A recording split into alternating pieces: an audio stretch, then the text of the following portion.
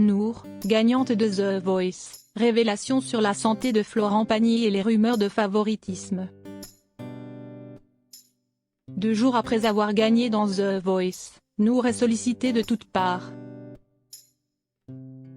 La jeune candidate de 16 ans s'est notamment confiée aux Parisiens pour répondre aux rumeurs qui l'ont dite favorisée et illégitime pour sa victoire. Nour en a profité pour se confier sur son travail avec Florent Pagny alors qu'il était malade. Samedi 21 mai 2022, à l'issue d'une finale haute en couleurs diffusée en direct sur TF1, c'est Nour qui a remporté la compétition The Voice. À seulement 16 ans, elle devient ainsi la plus jeune gagnante de l'histoire du jeu. Au passage, elle a offert sa 5e victoire à son coach Florent Pagny. En effet, alors qu'on se demandait depuis le mois de janvier s'il pourrait assurer son rôle lors des directs étant donné qu'il souffre d'un cancer du poumon. Le chanteur de 60 ans a réussi à emmener son talent jusqu'au bout de l'aventure.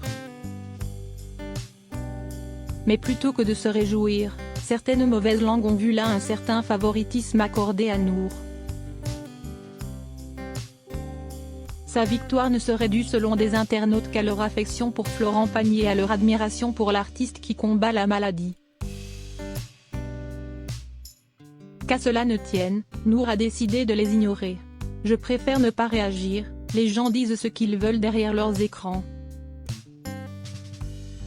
Moi, je suis contente, j'ai le trophée et Florent Pagny aussi. On a gagné à 2. La victoire est autant à lui qu'à moi », a-t-elle confié aux Parisiens. Nour ne retient ainsi qu'une expérience de folie, extraordinaire et se réjouit d'avoir noué une belle relation avec Florent Pagny. « Il a été comme un papa pour moi. Je n'oublierai jamais tous les conseils qu'il m'a donnés. Je repars les yeux pleins d'étoiles », a-t-elle encore déclaré à nos confrères. Il a des moments de fatigue.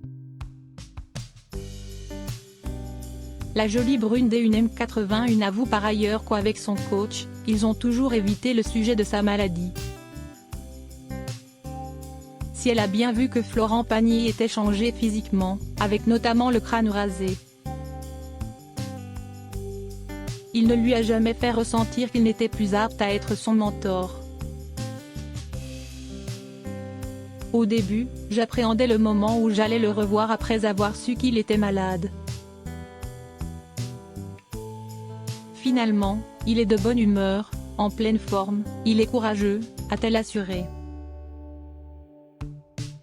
Et pour Nour de tenir le même discours lors d'une autre interview pour Télé Loisirs. En ce moment, Florent n'est pas au top de sa forme mais quand je le vois en face de moi, je le trouve joyeux, content d'être là, en pleine forme.